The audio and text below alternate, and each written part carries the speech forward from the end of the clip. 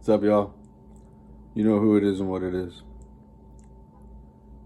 This will be a really long, probably about a 3-hour video. No, I'm just kidding. You've already seen the timestamp. Once again, it should be quick. No need to drag it out. This video today is just another reason why you shouldn't send your child to military school. And today's reason is going to be the movie Full Metal Jacket. And it's a very good movie, probably because it captures the real, and it's a well-known movie. I think anybody who's watched the movie knows that there's a very traumatic, graphic scene where Pyle loses his mind and, suicides, and goes off the deep end. You can tell that I'm not 1,000% sure what happens in that scene, because for obvious reasons I try not to watch that movie because it takes me to a pretty dark place. But maybe I will soon. But I've watched analyses on it, and I'm a really big fan of the director, so I looked into it. But the thing that's important that I notice is that he lost his mind and killed himself before he went to war, and there's a reason why the director would include that.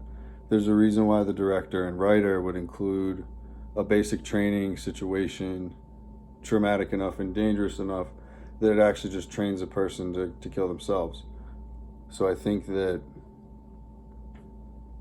it's an important lesson to learn in that movie, because part of we'll call it the selection process, the natural selection process of real warriors, is going to maybe drive a couple people insane, or there's a couple people that aren't going to make it, which is why it's very important that the only people participating in such programs are consenting adults who signed up.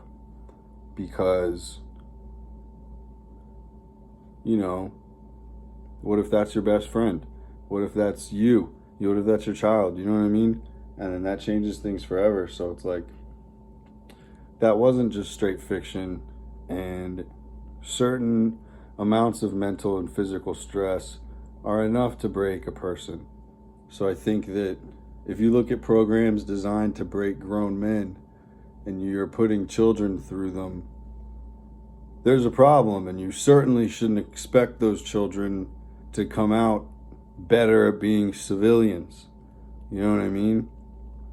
Like, it's almost like you're really only going to be able to do a few things after that, or you're going to end up dead or in prison.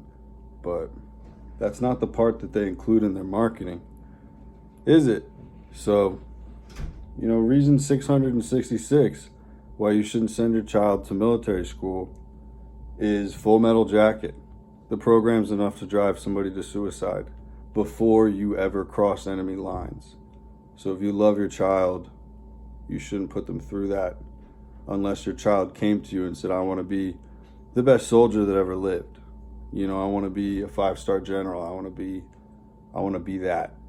Because then, as fucked up as it is, that's the one chance where I feel like maybe it's worth getting in early and callousing the mind and eating that frog a little early. But maybe that's also how institutionalized and scarred my own mind is, that I would even consider putting a child through that and not just telling them no. You know what I mean? So that's for you to think about, but that's the only case where it remotely makes sense. They read about what they used to do to the Spartan children.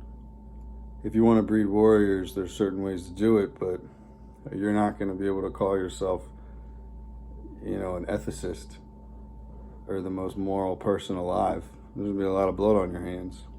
So I'm not about to shame the entire warrior class of human beings, because somebody's got to do it, and it's messier and grosser than most people can handle. But Full Metal Jacket, you really want to put your child through that. So don't believe the marketing. Believe what you know about the program.